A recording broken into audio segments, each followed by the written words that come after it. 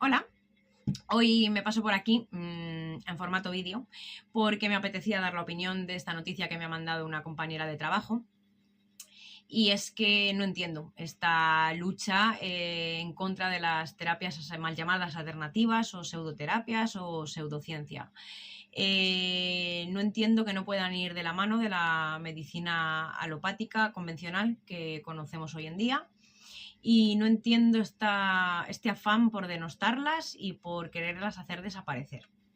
Está claro que charlatanes y farsantes los ha habido, los hay y los habrá siempre, pero no solo en las terapias alternativas, en todos los ámbitos de la vida, también dentro de la medicina alopática. Hay muy malos profesionales y por supuesto que por eso hay que ser rigurosos y hay que ser exigentes y saber discernir entre lo bueno, lo malo y entre todas las alternativas que se nos plantean a nuestro alrededor. Pero de ahí a querer que las terapias alternativas desaparezcan, pues bueno, dista mucho. Yo soy enfermera, no estoy en contra de la medicina alopática, ni de los médicos, ni de los fármacos cuando es necesario. Como digo, soy enfermera, trabajo en el sistema desde hace más de 20 años, soy especialista en familia y comunitaria. Tengo un máster en gestión de servicios hospitalarios, en lo cual he trabajado unos cuantos años. También soy nutricionista biológica y también trabajo en terapias llamadas alternativas, en mi caso son más energéticas, pero bueno, en cualquier caso, como lo he vivido en primera persona y lo vivo en el día a día con mis pacientes en consulta, pues por supuesto que puedo dar fe de que este tipo de terapias no son malas, no son contraproducentes, no son dañinas, pueden ir de la mano perfectamente con la medicina alopática y pueden venir muy bien a muchos pacientes con muchas patologías y muchas dolencias que a lo mejor la medicina convencional pues no ha solucionado. Para mí, una terapia alternativa no es más que ir en pro de mi biología y en pro de mi salud sin la necesidad de tener que tomar fármacos para todo. Eso es para mí una terapia alternativa.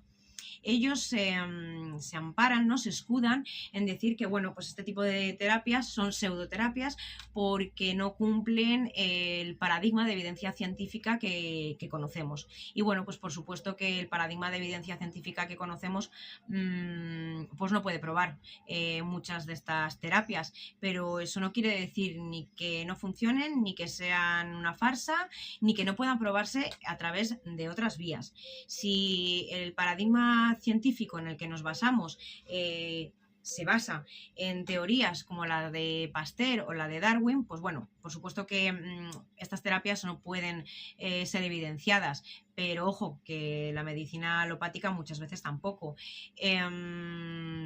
Lo cual no quiere decir que si se prestara atención a otras muchas teorías planteadas a lo largo de los años por grandes profesionales, biólogos, médicos, investigadores como, bueno, pues como Bechamp, como Lamarck, como Wilhelm Reich, como la física cuántica, la epigenética o el pleomorfismo, pues quizás si se prestara un poquito más de atención y se invirtiera más en todas estas teorías, podrían probarse muchas más cosas. Lo que pasa que, bueno, quizás no interesa porque a lo mejor el castillo de naipes que tienen creado alrededor de la enfermedad, pues se caería por todos los lados.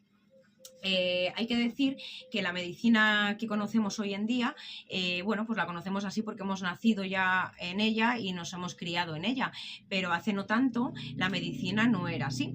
Hace no tantos años existían una gran diversidad de terapias y de formas de hacer medicina mucho más naturales, mucho más holísticas, donde, bueno, pues se veía al ser humano como lo que es, ¿no? Una esfera cuerpo, mente y espíritu. Y energía, porque que somos campos electromagnéticos también está más que probado. Y además, no solo tenían en cuenta los aspectos físicos, sino también los emocionales y los ambientales, y cómo todos ellos en su conjunto influían en nuestra salud. Por eso antes los médicos eran más guías de salud que meros dispensadores de píldoras como lo son ahora. Y esa es la realidad. Fue antes de 1900, bueno, alrededor de 1900, cuando empezaron a crearse los primeros fármacos derivados del petróleo, Y por aquel entonces en Estados Unidos había dos grandes magnates muy poderosos y con mucho dinero. Uno era Rockefeller en la industria petrolera y otro era Carnegie en la industria farmacéutica.